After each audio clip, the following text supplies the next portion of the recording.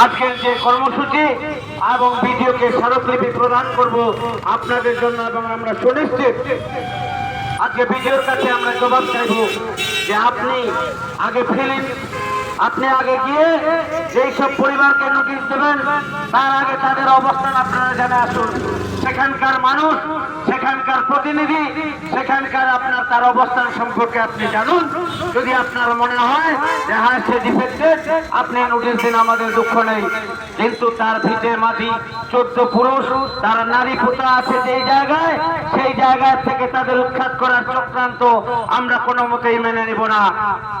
আমরা আজকে আমাদের যে কর্মসূচি রয়েছে, বিভিন্ন দল থেকে, তৃণমূল থেকে একটা বিশাল সংখ্যক যুব ভাইয়েরা তারা বুঝতে পেরেছে বাংলায় চাকরি নেই, বেকারদের হাহাকার, হতাশগ্রস্ত বেকার সমাজ।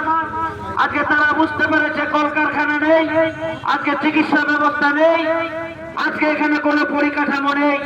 তার জন্য তারা আজকে আমাদের এই জাতীয় কংগ্রেসের ছত্র ছায়ায় তারা পতাকা ধরে আগামী দিনে সৈনিকের ভূমিকা নিয়ে এই নৈরাজ্য থেকে বাংলাকে মুক্ত করার জন্য এবং বিজেপিকে ভারত থেকে উৎখাতের জন্য কংগ্রেসে সামিল হচ্ছে। আমরা তাদের স্বাগত জানিয়ে আমাদের নেতৃত্ব আমরা তাদের আজকে বরণ করে নেব।